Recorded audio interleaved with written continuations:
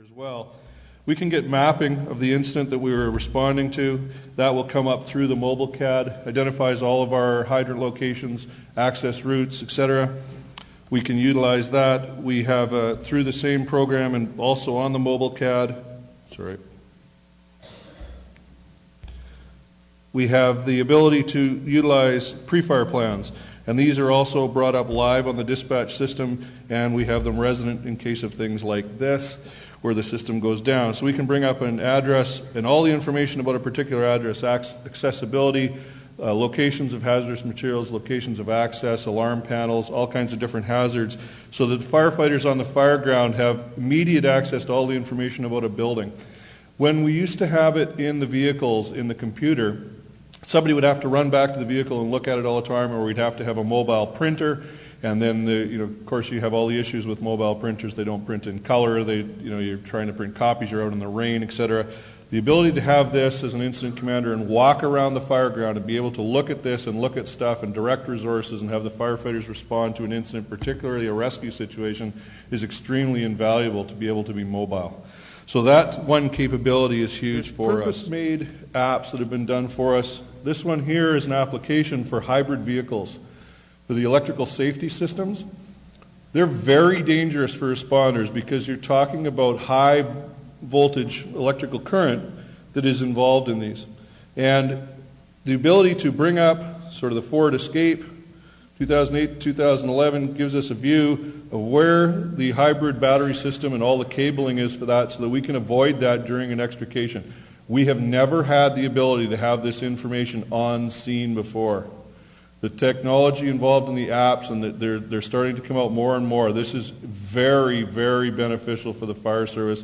And I'm sure you heard from the emergency medicine point of view, there'll be many, many of these sort of things that can help paramedics and police officers as well.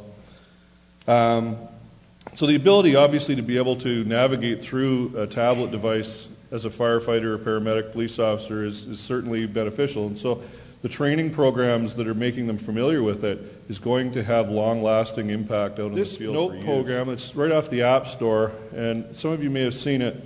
It has the ability to both record as you're talking and make notes. So I can write in here JIBC, and with a little bit of work later, keep writing notes and keep writing notes. And if I went back later on and I wanted to hear what was said at exactly the time I wrote that note, I play it, I click on that, the message that I wrote on the screen, and the audio plays back from that exact moment when I recorded it. From a fireground point of view, when you're interviewing people, and I'm thinking even police and paramedics, nurses, physicians, you're interviewing somebody and they say something interesting to you and you make a quick little note to yourself, but you don't have time to write down all the details. You have it on record as you're doing it, you make a quick little note. You come back later, what did they say about that? You click on that and it plays back to you exactly what they said. So you never miss important information. Simple programs that have really got a lot of benefit in the public out there for emergency services. So there's many of them like that. The note programs, dictation. We obviously use the weather and the Google mapping for a lot of our stuff, and it goes hand in hand with what Jerome said. So very beneficial. I think the future for us is a lot of the tablets for particularly commanders in the field and for emergency services in general. It's important for students, I guess, right? Is that going through the fire service to actually be prepared when they get out with these kinds of tools? I believe it's critical. The use of the laptops has been there for quite a while in the police vehicles, and certainly they've found that if the officers aren't capable of running a keyboard, it makes them much slower at their job. So they focus on that in some of the police training now, is keyboard training, computer training, for obvious reasons. They do a lot of work on it.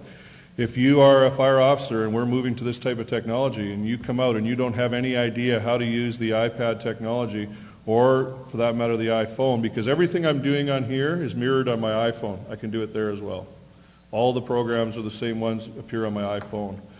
If you can't do that, you can't operate, navigate your way through those, you're going to have a great deal of difficulty, because we're going to be depending on a lot of these. As they become very practically useful, we're going to become dependent on them for things like the interviewing and scene video and scene pictures. And you need to be able to do it. So as a student, if you get trained in it, it'll just obviously benefit you tremendously. It'll improve our performance.